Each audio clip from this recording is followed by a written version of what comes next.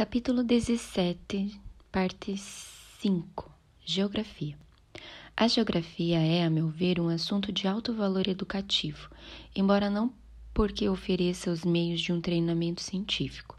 A geografia apresenta seus próprios problemas, dos tipos mais interessantes, e fornece materiais para classificação. Mas apenas a geografia física se enquadra na definição de uma ciência, e mesmo ela é, antes, um compêndio dos resultados de várias ciências, e não uma ciência propriamente dita. Mas o valor peculiar da geografia reside na sua capacidade de nutrir a mente com ideias e guarnecer a imaginação de cenas mentais. Aqui reside o valor educacional da geografia. Como costuma ser ensinada? Agora, como este conteúdo costuma ser ensinado, a criança aprende os nomes das capitais da Europa, ou dos rios da Inglaterra, ou dos cumes das montanhas da Escócia, a partir de algum desprezível livro didático, com comprimento em quilômetros e alturas em metros, e a população, encontrando ou não os nomes em seu mapa, na medida em que sua professora está mais ou menos disposta a trabalhar. Pobre companheira, a lição lhe é um árduo trabalho, mas no que diz respeito à educação, isto é, o desenvolver da capacidade, o guarnecer da mente, a criança estaria bem melhor ocupada ao observar o progresso de uma mosca do outro lado da janela. Entretanto, você pode alegar que a geografia tem um uso além do estritamente educativo.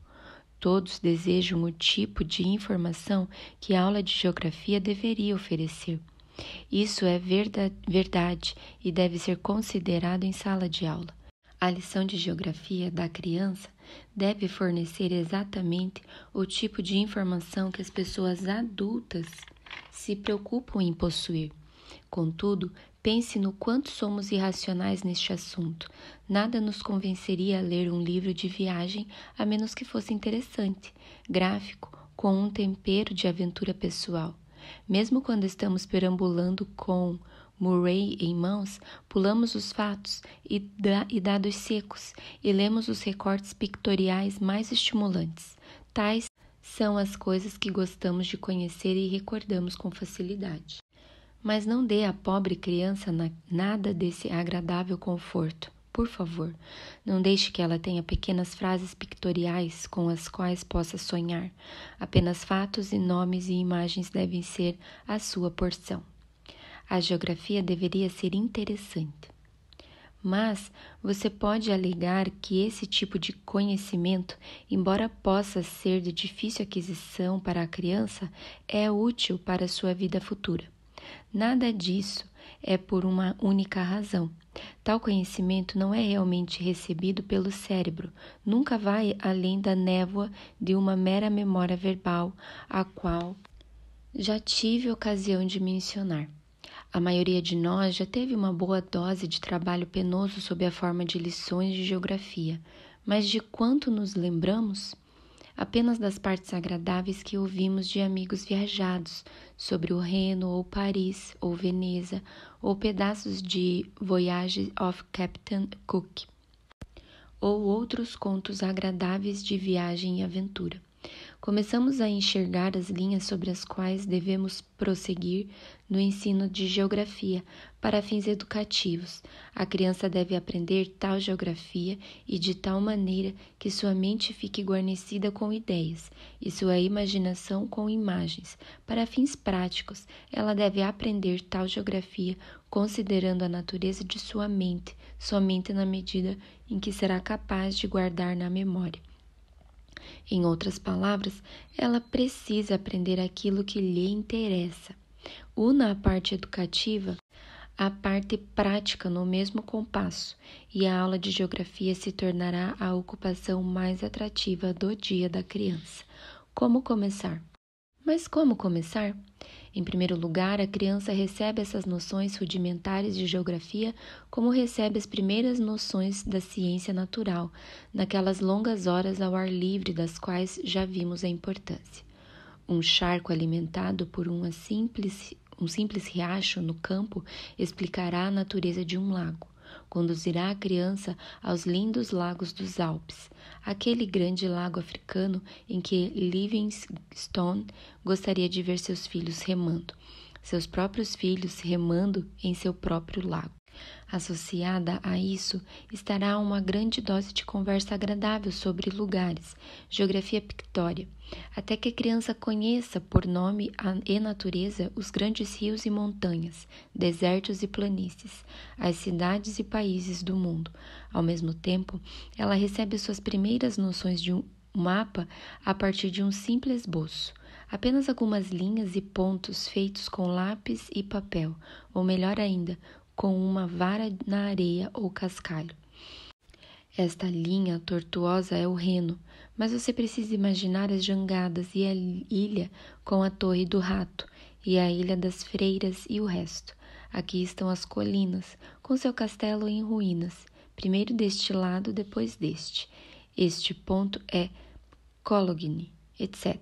Especialmente deixe essas conversações cobrirem todos os cenários e interesses domésticos com os quais você está familiarizada, de modo que, com o passar do tempo, quando ela olhar para o mapa da Inglaterra, possa encontrar certa quantidade de nomes conhecidos que lhe sugerem as paisagens, como os lugares por onde a mamãe esteve.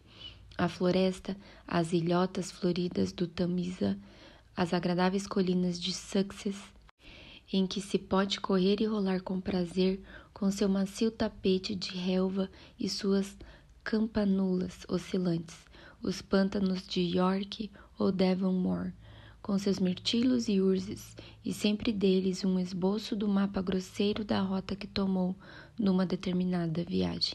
O que fazer em seguida? Em seguida, ofereça à criança conhecimento íntimo com todos os detalhes de qualquer país ou região do mundo, qualquer município ou distrito do seu próprio país. Neste estágio, não é necessário que ela aprenda o que é chamado de geografia dos países da Europa, dos continentes do mundo. Mero encadeamento de nomes, em sua maior parte. Ela pode até aprender estas coisas, mas é razoavelmente certo que não guardará tais informações na memória. Ao invés disso, familiarize-se com qualquer região específica. Mostre com o olho da mente que as pessoas, em seu trabalho e em suas brincadeiras, as flores e os frutos em suas estações, os animais, cada um em seu habitat. E faça com que ela veja tudo com empatia, isto é, que siga as aventuras de um viajante, e ela conhecerá mais, será melhor equipada com ideias do que se tivesse aprendido todos os nomes em todos os mapas. O caminho desse tipo de ensino é muito simples e óbvio.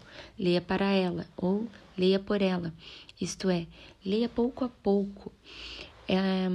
E conte à criança na medida em que lê sobre o Tropical World de Wartenwick, o mesmo autor do Polar World, sobre as viagens missionárias de Livingstone, sobre os Überstrack in Japan, da senhora Bishop. De fato, qualquer livro de viagem interessante e bem escrito. Pode ser necessário deixar de fora a parte significativa do livro, mas cada anedota ilustrativa, cada bocado de descrição será de grande valor para a educação da criança. Aqui, como em relação aos outros assuntos, a questão não é quantas coisas ela sabe, mas o quanto ela sabe sobre cada coisa específica. Mapas. Os mapas devem ser cuidadosamente usados neste tipo de trabalho. Um esboço de mapa seguindo o progresso do viajante deve ser, por fim, comparado a um mapa completo da região, e o professor exigirá uma descrição de tal e tal cidade, e tal distrito marcado no mapa, a fim de testar e confirmar o conhecimento exato da criança. Desta forma, ela irá adquirir noções inteligentes de geografia física igualmente. No decurso de suas leituras, ela irá se deparar com a descrição de um vulcão, uma geleira, um desfiladeiro, um furacão. Ela escutará tudo sobre o assunto, perguntará e aprenderá o como e o porquê de tais fenômenos no momento em que seu interesse for animado. Em outras palavras, ela aprenderá da mesma forma que os próprios adultos preferem aprender, embora Estes raramente permitam que as crianças trilhem caminhos tão agradáveis. O conhecimento geral que uma criança de 9 deveria ter. Supondo que entre o 6º e o 9º ano da criança, meia dúzia de livros básicos de viagens bem escolhidos tenham sido lidos com ela dessa maneira. Ela terá adquirido ideias distintas dos contornos das produções e da cultura dos povos de cada uma das grandes regiões do mundo. Terá reservado um estoque de conhecimento valioso e confiável, que durará por toda a sua vida. E, além disso, terá feito algo para adquirir o gosto pelos livros e o hábito da leitura. Livros como Voyage in the Sambisan, de Lady Brassen, devem ser evitados, tendo em vista cobrirem um terreno demasiadamente amplo e provavelmente criarem certa confusão de ideias. Conhecimento particular. Mas estamos considerando as lições como instrumentos de educação, e o tipo de conhecimento de mundo que indiquei será transmitido, em vez disso, mais por meio de leituras na hora das crianças e em outras ocasiões do que por meio de lições. Não conheço nada tão bom quanto o antiquado Word at Home, de Mary e Elizabeth Kirby, para as lições, para crianças entre 6 e 7 anos. Enquanto ouvem, elas se surpreendem, se admiram, imaginam e podem até encenar centenas de situações. As primeiras ideias de geografia, as lições sobre lugar, que devem fazer uma criança observar a geografia local, as características de sua própria vizinhança, suas alturas e cavidades, e terras niveladas, seus córregos e lagoas, devem ser obtidas como temos visto, ao ar livre, e isso deve prepará-la para uma certa quantidade de generalização, isto é, ela deve ser capaz de descobrir as definições de rio, ilha, lago e assim por diante, e deve reproduzi-las por si mesma em uma bandeja de areia ou desenhá-las em um quadro negro. Definições. Mas as definições devem surgir à medida em que a criança se recorda de suas experiências. Antes de aprender o que é um rio, ela deve ter visto um riacho e observado que ele flui, e assim por diante, em relação às demais coisas. As crianças simulam conhecimento com facilidade, e nesse ponto a professora precisará cuidar para que nada que a criança receba seja mero palavreado, mas que toda generalização seja trabalhada mais ou menos desta maneira. A criança observa um fato, como por exemplo, uma larga extensão de terreno plano, o professor amplifica. Ela lê em seu livro sobre os Pampas, os países planos no noroeste da Europa, a Holanda, que nossa própria costa oriental, e gradativamente estará preparada para conceber a ideia de uma planície e para mostrá-la em sua bandeja de areia. Ideias fundamentais. Quando a criança chegar aos 7 anos, ou até mesmo antes, ela estará ansiosa por mais conhecimento. Ela terá lido sobre países quentes e países frios, observado as estações e o nascer e pôr do sol, e lido a si mesma: Twinkle, twinkle, little star, how I wonder what you are. Já nesta idade, a criança também terá algum conhecimento do oceano e do mar. Terá observado a maré indo e vindo, visto e feito por si mesma muitos esboços de mapas, e, sem dúvida, notado as linhas entrecruzadas em um mapa elaborado, e isso significa que a sua mente estará preparada para o conhecimento em várias direções. Haverá uma série de coisas relacionadas à geografia que a criança realmente desejará conhecer. Por mais que sejam difíceis de entender, a forma e os movimentos da Terra são ideias fundamentais, e a dificuldade é de um tipo que aumenta com os anos. O princípio, em ambos os casos, é bastante simples, e uma criança não se preocupa com os mais velhos, com a enorme magnitude da escala sobre a qual as operações no espaço são realizadas. É provável que a imaginação vívida de uma criança a coloque no mesmo nível do matemático ao lidar com o sistema planetário, com o comportamento e o caráter da Terra, com as causas das estações e muito mais. O significado de um mapa. Então, novamente, a geografia deve ser aprendida, principalmente a partir de mapas. Leituras pictóricas e conversas introduzem a criança ao assunto, mas tão logo as suas lições de geografia se tornem definitivas, elas devem ser aprendidas em primeiro lugar a partir de mapas. Este é o princípio importante a se ter em mente. A criança que não recebe nenhuma ideia a partir da observação de um mapa, digamos, da Itália ou da Rússia, não tem conhecimento de geografia. Não importa quantos fatos sobre estes locais ela seja capaz de reproduzir. Portanto, ela deve começar esse estudo aprendendo o significado de um mapa e como usá-lo. Ela deve aprender a desenhar uma planta de sua sala de estudos, etc., de acordo com a escala, avançar para a planta de um campo, considerar como elaborar a planta de sua cidade e ser conduzida gradualmente da ideia de uma planta para de um mapa, sempre partindo do ponto de vista de um explorador que encontra a Terra e a mede, e por meio do Sol e das estrelas é capaz de registrar exatamente onde ela está na superfície da Terra, leste ou oeste, norte ou sul. Assim, ela chegará ao significado das linhas da latitude e longitude. Ela aprenderá como o mar e a terra são mostrados em um mapa, como os rios e as montanhas são representados, e tendo aprendido os pontos cardeais e o uso de sua bússola, e sabendo que os mapas são sempre feitos como se o observador estivesse olhando para o norte, ela será capaz de dizer muitas coisas sobre a situação, direção e afins desde cedo.